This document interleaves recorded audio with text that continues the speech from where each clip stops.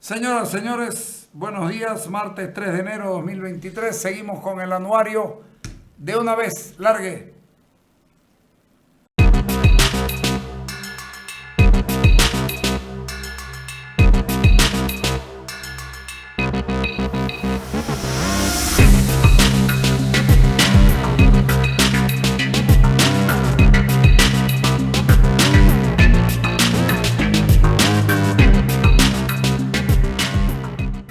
Seguimos con el anuario.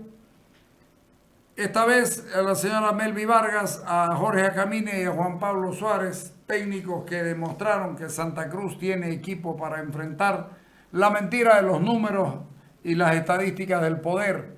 Fueron quienes se pusieron al hombro la tarea también en la parte técnica de elaborar absolutamente todas las fichas técnicas que demostraron que el censo era posible hacerse el 2023 y lamentablemente lo fueron alargando en el tiempo, y no dio.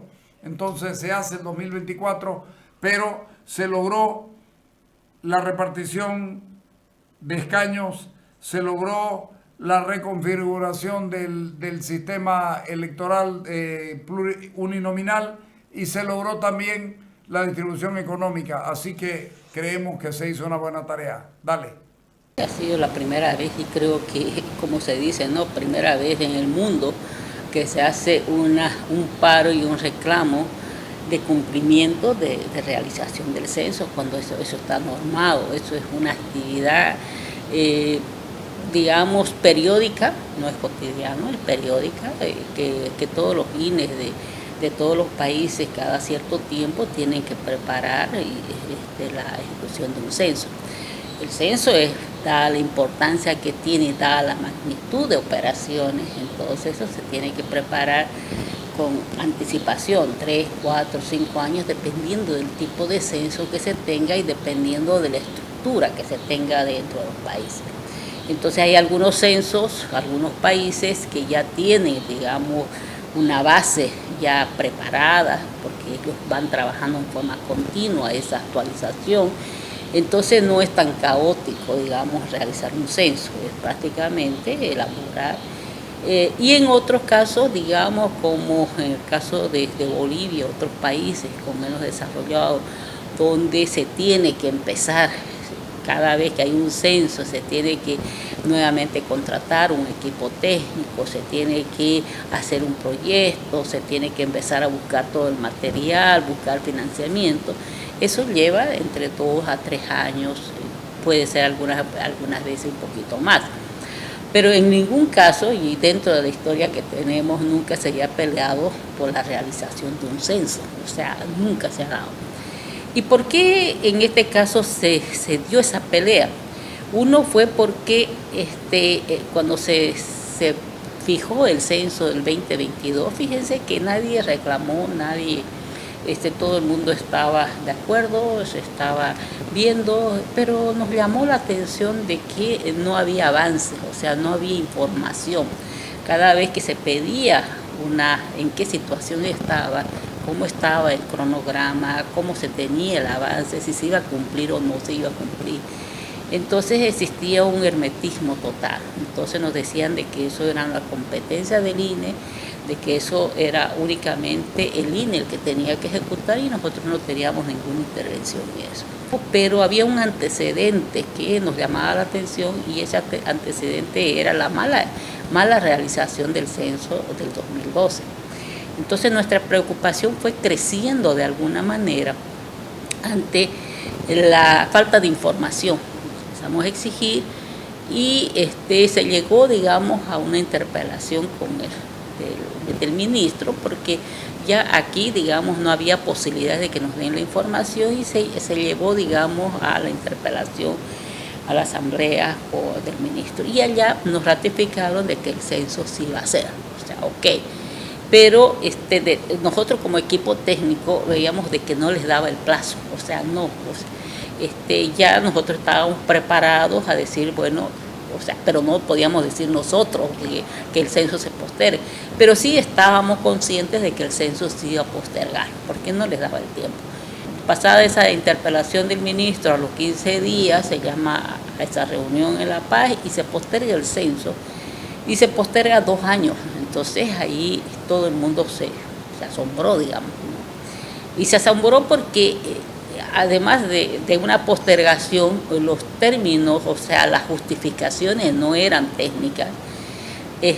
No había un proyecto, o sea, no había un informe técnico del por qué se estaba postergando y el por qué ese tiempo tan amplio. Entonces, porque generalmente cuando uno posterga es porque ha hecho una revisión y dice, bueno, esta actividad no se cumplió, esto no, entonces vamos hacia allá. Pero las justificaciones técnicas, las justificaciones que ellos decían que eran técnicas, eran absurdas, digamos, la guerra de Croacia, que no les impedía hacer compra, la parte de calendario agrícola que siempre tenemos, o sea, eso no cambia, que el COVID, cuando ya todo el mundo estaba normalizada las actividades. Entonces ahí fue lo que empezamos la pelea pidiendo, digamos, la justificación y el por qué se estaba postergando. Y además analizando ya con otros expertos como el doctor Santisteban, entonces estábamos entrando a una época, a un periodo electoral. Entonces, y eso significaba que no se iba a hacer el censo y además que los datos iban a salir posteriores, porque además decían que unos datos preliminares iban a salir después de 1 año y los datos oficiales después de 2 años. Entonces eso significaba que se iba hasta el 26. Entonces después de las elecciones que se van a hacer el 25. Entonces ese fue el motivo por lo cual empezamos con todas las peleas, digamos, de que se haga un censo, para empezar un censo transparente, que nos muestre realmente cómo se iba a hacer, cuáles eran las etapas del censo, las actividades del censo en forma técnica, y además de que se haga pues en forma oportuna, porque los censos deben ser, los datos del censo deben ser oportuno, o sea, va a ser utilizados oportuno. No es que yo voy a hacer un censo ahora y los datos me van a servir de aquí un quinquenio, digamos, ¿no? Porque el otro quinquenio ya se estaría empezando a preparar el otro censo. Entonces, ese fue el motivo por el cual se empezó la parte técnica, a observarles, digamos, los motivos, las justificaciones, los calendarios, las actividades ambulosas que tenían, actividades que ellos decían de que ya lo habían hecho en el 21 y sin embargo lo estaban poniendo nuevamente para el censo 24. De repente, si es que se hubiera dado un análisis técnico con el equipo, si hubiera estado el director del INE o si hubiera habido una mesa de discusión técnicamente, o sea, con las personas que estaban llevando el censo, de repente hubiéramos llegado, digamos, a un acuerdo de fechas reales, digamos, ¿no? O sea, de ampliación. Pero esto llevó a una discusión que fue más que política, ¿no? Porque los que participaron ahí fueron, o sea, y los que discutían que no se podía hacer el censo antes, qué sé yo, eran lo que vendría a ser el vocero, que yo una vez le dije que se aprendió unos 2 o 3 términos, un libreto, y con eso discutía, digamos, ¿no? Después apareció la señora Nela, después el ministro de Planificación, el otro viceministro de Autonomía, entonces, y todos ellos hablaban en forma, o sea, como técnicos, según ellos, como conocedores, pero sin embargo no eran conocedores, o sea, ellos tenían la posición bien clara y eso fue en todas las reuniones, terminando en la de Trinidad. Todas las posiciones eran de no adelantar el censo, o sea, de que el censo se debería hacer el 24. Todos los motivos, todas las justificaciones, todo lo que les demostramos nosotros, que sí se podía hacer, que se podía acortar los plazos, aumentando brigadas, aumentando vehículos, reduciendo lo que vendría a ser algunas actividades, sí se podía hacer. Ellos rotundamente dijeron que no. Y esa posición lo mantuvieron los técnicos del INE, digamos. O sea, ellos, bueno, eran de alguna manera alineados por la posición política. Y por último, primó lo que vendría a ser la parte política, no la parte técnica. Ellos no esperaban de que exista Santa Cruz, o sea, bueno, yo no puedo decir que solamente en Santa Cruz exista personas que conocen el tema. En Cochabamba hay personas que han participado en el censo, en La Paz hay personas que han participado en los censos, solamente que de repente no están dentro de instituciones que han estado o que han abanderado esta pelea. Ya Cochabamba, pues las autoridades estaban de acuerdo en postergar el censo el 24. En La Paz las personas que conocen esto, que son otros demógrafos, no están dentro de instituciones, son consultores externos. Entonces no había, digamos, esa posición como aquí hubo. O sea, aquí la universidad liderizó con la parte técnica. Posiblemente si yo salía sola, no hubiera tenido oído, pero estaba respaldado por una institución, por una comisión interinstitucional, que fue lo que se creó para esta pelea. Entonces esa fue la fuerza. Ahora, de que en las reuniones técnicas que se ha tenido, ninguna de estas otras personas que tienen conocimiento tuvieron cabida, o sea, no fueron invitados, no eran parte de la comisión técnica. En Trinidad, de las 40 personas que estuvieron ahí, prácticamente eso era el equipo de Santa Cruz lo que tenía conocimiento de lo que vendría a ser un operativo censal, o sea, el trabajo que significa preparar un censo, ¿no? Hubo un representante, no me acuerdo si fue de Potosí, y él mencionó de que en esa reunión él había tenido una maestría y un doctorado en censo, porque había logrado entender y aprender mucho del censo, porque no conocía nada del censo, ¿no? Entonces la discusión con quién era, contra la pared, porque ellos, ya los del INE y el ministro que estaba ahí, o el ministro de Autonomía, que también participa en algunas veces, eran así tajantes con una pared y decían no se puede hacer, no se puede hacer, no se puede hacer, y trabajen en comisiones, demuestren no, que no sé qué, pero les demostrábamos y resultaba que los del INE decían no, es que no se puede hacer. Toda propuesta que presentaba Santa Cruz era no se puede, no se hace, no se compra, no se tiene, entonces todo era no. Entonces era un rechazo total. Realmente los 3-4 días que se estuvo en Trinidad, que fue donde hubo más tiempo de trabajo, fue una impotencia. O sea, algunos días gritaba, renegaba, y los trataba de incompetentes. Creo que todos los del INE terminaron enojándose conmigo, porque habían cosas muy elementales. O sea, si uno estaba presentando, por ejemplo, 120%, que fueron una de las grandes peleas que tuve ahí, cuando se presentaba un incremento de 120%, ellos decían, no, es que no se puede 120 viviendas. Entonces habían momentos que las partes de conceptos, o sea, la diferenciación de lo que significaba la cantidad de viviendas con un porcentaje, eran tan ridículos que ellos peleaban. Entonces, que les decía yo de que realmente era, o tenían un bloqueo, o era una incompetencia total de no saber cuál era la diferencia entre ambos. Ya, la parte de conceptos, o sea, la parte metodológica, la parte de cómo habían planificado, entonces eran partes, digamos, que uno se mostraba, digamos, yo en algunos momentos gritaba, renegaba, tenía que salirme para no explotar ahí, aunque exploté en varias ocasiones.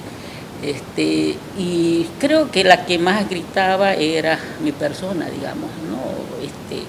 Porque había momentos en que ya no era un diálogo, sino ya era, digamos, a gritar para que entiendan que esas partes conceptuales tenían que ellos reaccionar, porque era tanto el bloqueo de decir que no o de rechazar, que hasta perdían lo que vendría a ser esa parte de que eran conceptos, qué sé yo, básicos, digamos, ¿no?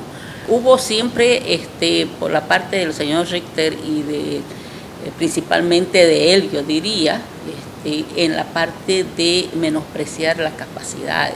En Cochabamba no fue tanto porque, que participé 5 minutos en la exposición y me pidieron que me salga, o sea, no hubo una situación, digamos, de intercambio o de que yo pueda explicar o defender. En la reunión de aquí del segundo anillo, que fue el primer día del paro, no tenía previsto yo hablar, pero eran tantas las estupideces que iban hablando las autoridades, la señora Nela, que entre eso, que hablaban que, por ejemplo, que por primera vez se había hacer la actualización cartográfica, que la diferencia entre la propuesta de nosotros y la propuesta de ellos era tan solo de un mes. Entonces eran tantas cosas tan absurdas que iban justificando, que iban poniendo, que ahí pedí la palabra y ahí le dije al señor Richter que ellos estaban acostumbrados a ningunear, a menospreciar el trabajo de Santa Cruz y que ellos debían reconocer que sí nosotros existía una capacidad aquí, no tan solo de formación, digamos, porque en el caso mío yo tengo una maestría de 2 años en demografía y además de la experiencia de trabajo que tenemos 2 o 3 personas del equipo, digamos, trabajo, pero en la realización de censo. Entonces, que él no debería menospreciar ese trabajo. Es decir, han presentado 2 hojitas, han presentado este cronograma que tiene tantas actividades, que no han presentado las 700 actividades, o sea, siempre han ido menospreciando. Entonces, yo creo que en todas las reuniones que hubo y las discusiones y de todo, se demostró que existía capacidad. Lamentablemente es una pena, y eso yo les decía, tengo, qué sé yo, una pena por la institución, porque los que están llevando a cabo el censo, si bien varios son funcionarios antiguos del INE, pero son funcionarios en otras áreas, en encuestas, en planificación de encuestas, en los trabajos cotidianos, pero son muy pocos los que han trabajado en censo.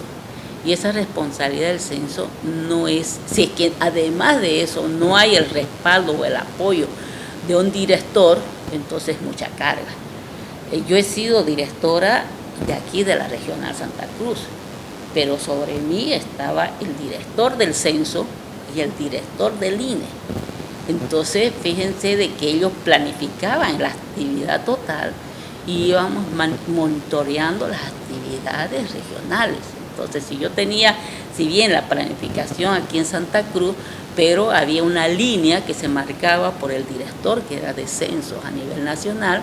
En algún momento, en el 2001, el director del censo fue sobrepasado por el director del INE. El director del INE se hizo cargo directamente del censo, porque vio de que, había que tomar algunas riendas para mejorar las actividades, y él tomaba la decisión si se postergaba o no se postergaba, o si se hacía o no se hacía, o si es que se contrataba más personal. Y en este momento, si la señora Oviedo, digamos, necesita, qué sé yo, contratar a más gente, ¿a quién va a pedir? ¿Al director del INE cuando ahí no quiere firmar nada? O al ministro. Entonces no sé cómo está funcionando esa situación, digamos, donde no hay una cabeza, ¿no? Yo creo que el paro fue una medida, de repente no esperábamos que sea tan largo, no esperábamos, pero sí, digamos, fue un empoderamiento de Santa Cruz, ¿no? Yo creo que no es tan solo, si hubiera sido del paro, de repente se hubiera solucionado en menos tiempo, tal vez, o si el INE hubiera medido las consecuencias, hubiera llegado a solucionar en menor tiempo y no dilatar tanto en esas reuniones y postergar. Pero el paro y la agresividad del gobierno hicieron de que el censo se postergue más y Santa Cruz exija otras cosas más.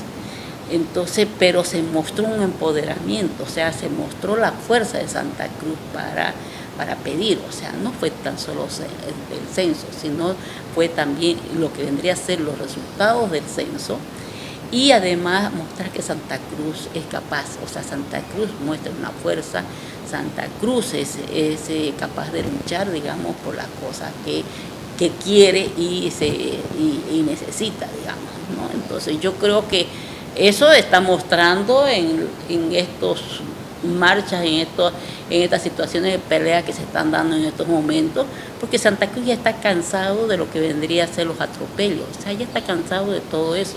Y el censo 2023 nosotros ya, ¿por qué lo retiramos un poco? Para no seguir dilatando lo que vendría a ser las peleas.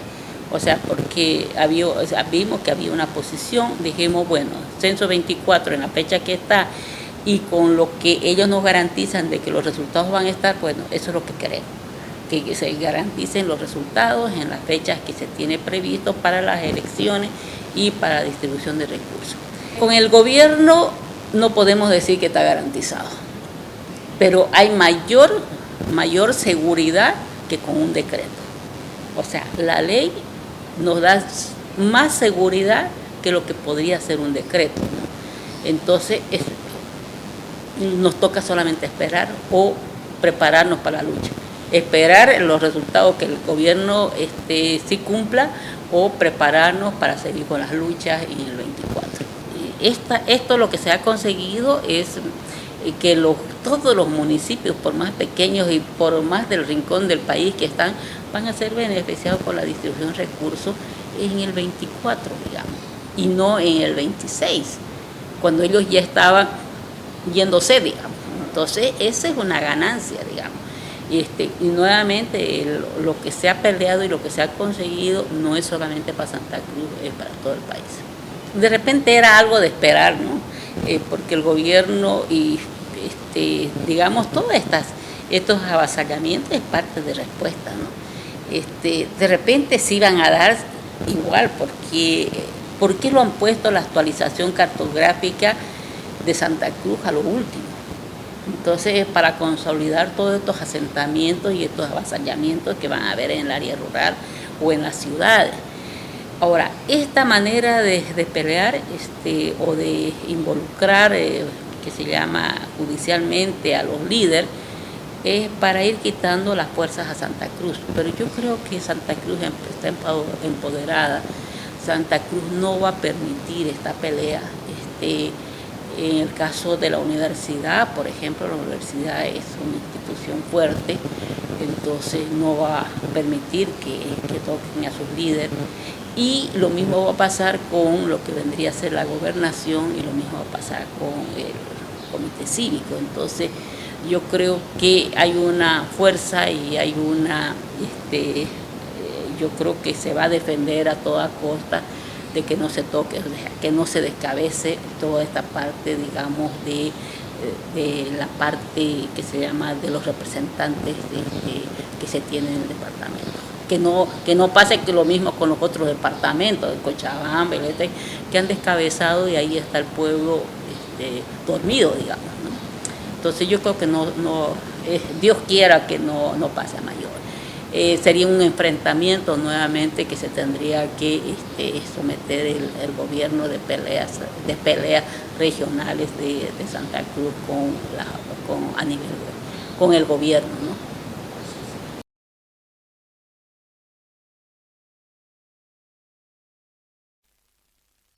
Multicomex, agencia despachante de aduana acreditada con certificación ISO 9001, servicios aduaneros a nivel nacional de manera rápida, confiable y económica. En Multicomex nos encargamos de todas las operaciones referentes al comercio exterior. Encontrarnos en la fanpage de agencia Multicomex, así como también en el WhatsApp 615-52666. No lo pensé más, Multicomex, tu mejor opción en gestión aduanera. Móvete con libertad en tu nueva Yamaha Krypton, una motocicleta semiautomática que te transporta de manera práctica, económica, rápida y segura. Visítanos en nuestro showroom y llévatela al mejor precio, $2,100. Además te ofrecemos el mejor servicio técnico y repuestos originales. Encontrarnos en las redes sociales como Yamaha Bolivia o comunicate al Contact Center 817-5200. Yamaha revoluciona tu vida. Cotas nuevos con vasos, más velocidad, más modernos, más inteligentes. Pedí tu pack completo con internet Wi-Fi de 25 megas, telefonía sin límite de tiempo y televisión digital. Todo por 303 bolivianos mensuales, también disponible con fibra óptica. Aprovecha y dar salto tecnológico. Mayor información, llamás al 103 o al 333-30-103.